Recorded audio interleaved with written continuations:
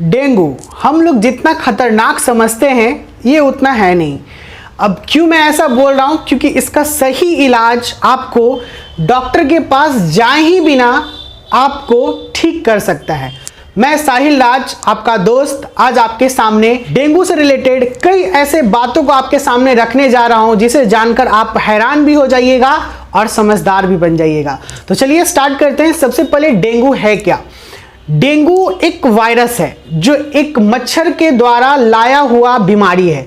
मच्छर जब काटता है आपको, उस मच्छर का नाम है एडीज एजिप्टी। इसी में ये वायरस कंटेन होता है और इसको वेक्टर के रूप में जाना जाता है, जो आपको जब ये इंजेक्ट करता है, इट्स मीन जब मच्छर बाइट करता है तो इसके वायरस आप में चले जाते हैं और ब्लड के मीडियम के थ्रू ये मिलने के बाद आपके शरीर में फैल जाते हैं। स्टार्टिंग के केस में आपको जरा सा भी पता नहीं चलेगा कि क्या हुआ है, मच्छर जैसे काटता है वैसे काटेगा, और लेकिन 3 से 4 दिनों में आपके सामने कई ऐसे लक्षण आ जाएंगे जिससे आप आसानी से पहचान सकते हैं कि आपको डेंगू हो चुका है। सबसे पहले मैं बात करता हूं कि लक्षण क्या क्या आपके सामने आएंगे। उन लक्षणों के बारे में ध्यान दीजिएगा। लक्षण को इंग्लिश में बोलते हैं सिम्टम्स। ये सिम्टम्स सबसे पहले आपको हाई फीवर होगा। ये फीवर आपको 103 से 104 डिग्री तक, इट्स मीन फ़ारेनहाइट, क्योंकि हमारे शरीर का एक नॉर्मल जो तापमान होता है वो 36 से 37 डिग्री के बीच में होता है, यानी 36 पॉइंट समथिंग डिग्री सेंटीग्रेड होता है और 98.4 डिग्री फ़ारेनहाइट ये नॉर्मल होता है। फ़ारेनहाइट और सेंटीग्रेड ये दोनों अलग अलग मेजर करने के तरीके हैं हॉटनेस का, यानी हमारा बॉडी कितना गर्म हो रहा है। तो यहां पर 2 से 3 दिनों में जब आपको ये लक्षण पता चलने लगते हैं कि आपको हाई फीवर है, सबसे पहला। दूसरी चीज, हाई फीवर के साथ आपके जॉइंट्स में पेन होने लगेंगे, यानी जैसे हाथ में पेन, घुटने में दर्द, यानी आपको बहुत तकलीफ होगा और ये पेन ऐसा होगा कि आपको दर्द मतलब सह नहीं पाते हैं। फीवर, हाई फीवर के बाद आपको हेडेक, हेडेक का मतलब सर दर्द होने लगेगा। फिर आपको वोमिटिंग फील होगा, स्टोमक पेन, इट्स मीन पेट दर्द होना। मसल पेन के बारे में मैंने बात कर ही लिया, हड्डी के साथ साथ आपके मांसपेशियों में भी खिंचाव और दर्द होने लगेगा।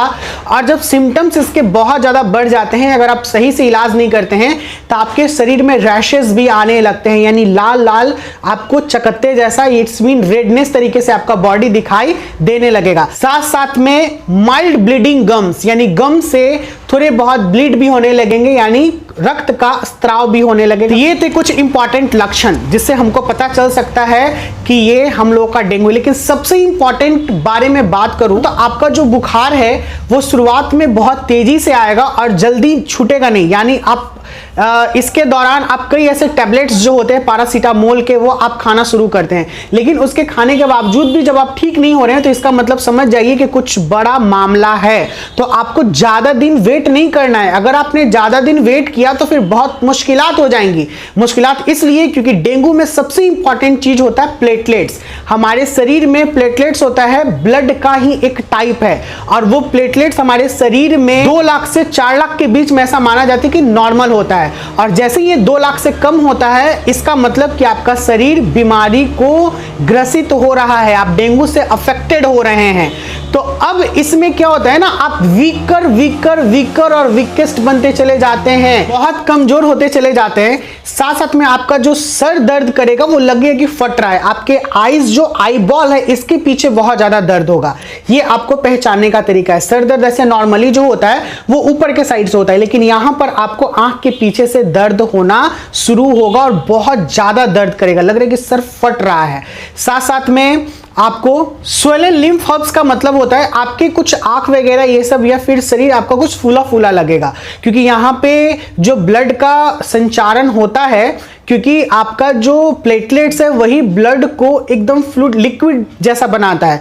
प्लेटलेट्स आपके शरीर में कम होते हैं तो ये लिक्विडिटी भी ब्लड की कम होते चली जाती है, जिसके वजह से ब्लड जो होता है वो जमने लगता है अंदर में। तो यही बहुत मुश्किलात होता है, जिसके वजह से हमारे शरीर में टोटल ब्लड का फ्लो जो होता है वो रुक जाता है। सबसे इंपॉर्टेंट बात ये तो मैंने बात कर ली सिम्टम्स का, और जो मेजर इंपॉर्टेंट सिम्टम्स था इसके बारे में। अब इसका डायग्नोस कैसे हो सकता है? इट्स मीन डायग्नोस्टिक का मतलब होता है जांच करा कराना। तो एक बहुत ही सिंपल सा एक जांच कराने के बाद हम लोग को पता चल जाता है जिसका नाम है प्लेटलेट्स। ये प्लेटलेट्स का जांच बहुत कम पैसे में यानी 200 से 300 रुपए में होता है, लेकिन पैथोलॉजिस्ट जो होते हैं वह 3 to 4,000 या 2 से 3,000 चार्ज कर लेते हैं। गरीब आदमी अगर है तो वो कैसे इतना बियर कर सकता है, बहुत मुश्किलात हो जाता है, क्योंकि कोई भी बीमारी में आजकल मिनिमम 5,000 से कम नहीं लगता है, लेकिन इसका हम लोग खुद से बचाव कर सकते हैं। लेकिन देखिए ज्यादा होशियारी भी नहीं करनी चाहिए, जहां पे जो जरूरत है वहां पे वो करना चाहिए। तो मैं एक मिनिमम वे बता रहा हूं, एक सबसे साधारण तरीका कि आप कैसे जज कर सकते हैं। तो आपका प्लेटलेट्स काउंट अगर कम हो जाएगा तो डेफिनेटली आपका डेंगू असर है, यानी आपके ऊपर डेंगू का असर है, डेंगू वायरस से आप अफेक्टेड हैं। लेकिन प्लेटलेट्स के बजाय सबसे पहले यही सजेस्ट किया जाता है कि डेंगू और एक सीबीसी का जांच करा लिया जाए।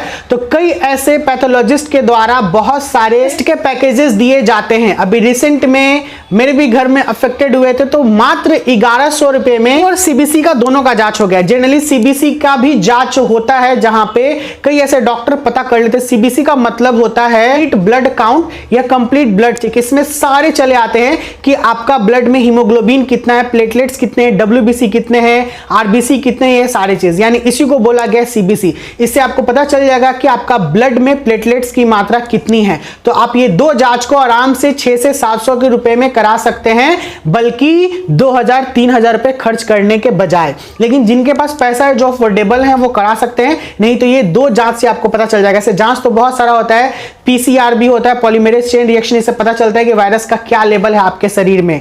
और डेंगू भी कई प्रकार के होते हैं, लेकिन मैं अभी एक नॉर्मल डेंगू के बारे में बात कर रहा हूं कि ये डेंगू आप पॉजिटिव है तो आपको क्या इलाज करना चाहिए। ठीक है, तो ये हो गया डायग्नोस्टिक का मामला। इसका डायग्नोस्टिक के बाद ट्रीटमेंट क्या है? तो इसका ट्रीटमेंट बहुत ही साधारण है, यानी इसका कोई पार्टिकुलर ट्रीटमेंट नहीं है कि ये दवा खाने से आपको तुरंत डेंगू ठीक हो जाएगा। ये एक नेचुरल रेमेडीज है। आयुर्वेदिक के थ्रू भी बहुत सारे चीज इसके लिए आए हैं, और हम लोग नेचुरल रेमेडीज में बात करते हैं कि इसमें सबसे पहले मैं नेचुरल बात करता हूं, फिर कुछ मेडिसिन के बारे में बात कर लूंगा कि मेडिसिन कौन से खाने से आपको ज्यादा फायदे होंगे, लाभदायक होगा। अगर प्लेटलेट्स डाउन हो रहा है आपका, अगर बहुत ज्यादा है, तो सबसे पहले तो आपको सलाइन चढ़ाने की जरूरत पड़ेगी। इट्स मीन आपको पानी चढ़ाना ये जरूरी है, ताकि आपका प्लेटलेट्स जो है वो काउंट को स्टॉप कर देगा, वहां से फिर प्लेटलेट्स डाउन नहीं होना पड़ेगा। अगर आपका प्लेटलेट्स 40,000 से 50,000 से 40,000 के नीचे चला जाता है तो बहुत मुश्किलात होंगे, आपको हॉस्पिटल में भर्ती भी करना पड़ सकता है, और फिर मुश्किल होता है थोड़ा। ऐसा नहीं कि ठीक नहीं हो पाएगा, रिकवरी रेट है इसका बहुत हाई है। ये फेटल तभी है जब इसको आप नजरअंदाज कीजिएगा, नहीं तो ये बहुत ही इजी तरीका है इसके इलाज का।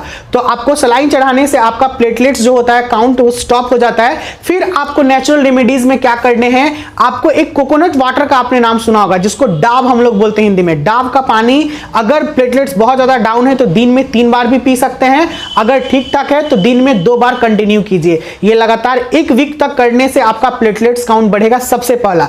सेकेंड चीज है कि इसके साथ साथ आपने सुना होगा गोट मिल्क, बकरी का दूध, यानी ये बहुत इंपॉर्टेंट है, जो प्लेटलेट्स को हाई करने में बहुत ही मददगार साबित होता है। तो अगर ये मिल सकता है तो आप इसे ये भी कर सकते हैं। और तीसरा सबसे इंपॉर्टेंट बात, पपाया लीफ का जूस, यानी पपाया के पत्ते का जूस।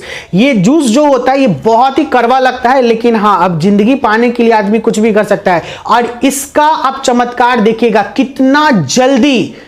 कितना जल्दी आपका प्लेटलेट्स हाई होता है। लेकिन हाँ, कई मायनों में इसे रोका भी जाता है, क्योंकि डेंगू के समय में डायरिया का केस बहुत ज्यादा देखा जाता है। तो आपका जो डाइजेस्टिव सिस्टम है वो परफेक्टली वर्क कर रहा है या नहीं, क्योंकि ये बहुत कड़वा होता है, जिसकी वजह से उल्टी जैसा फील भी होने लगता है।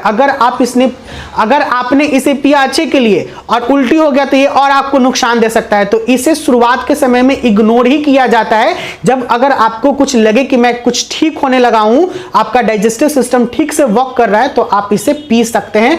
नहीं तो इसका और एक उपाय है, एक आता है कैरी पिल करके दवाई, या कई ऐसे मार्केट में दवाई मिले हुए हैं जो पपाया लीफ करके बना हुआ होता है और मार्केट में अवेलेबल है। सारे डॉक्टर्स इसे लिखते हैं डेंगू के पेशेंट को, तो इसे आप ले सकते हैं। 400 to 500 के में 15 टैबलेट के करीब में चला आता है, तो उसे आप खा सकते हैं, जो आपके पपाया लीफ के जूस के बराबर ये काम करता है। साथ में अगर फीवर खत्म नहीं हो रहा है तो डॉक्टर्स लोग जो हैं वो एक मेडिसिन लिखते हैं डोलो 650, वो बहुत ही पॉपुलर दवाई है, हर एक केमिस्ट शॉप में ये मिल जाता है। उसके बाद एक फ्रूट आता है, एक फ्रूट जिसको हम लोग बोलते हैं कीवी फ्रूट, कीवी का फल, ये बहुत ही फायदेमंद होता है। 120 to 40 रुपीज के बीच में ये 200 ग्राम चला आता है। इसे आप रोज खाने से आपका प्लेटलेट्स काउंट बढ़ेगा। साथ साथ में एक विटामिन का कैप्सूल भी होता है, मिनरल्स एंड विटामिन का, वो शरीर में आपको और एनर्जेटिक लाएगा। अगर आपको कमजोरी है तो ये भी कई डॉक्टर्स लिखते हैं। तो अगर आपको डेंगू हो रहा है तो सबसे पहले एक डॉक्टर से जरूर आप दिखा लीजिएगा, क्योंकि डॉक्टर्स का प्रिस्क्रिप्शन बहुत जरूरी है।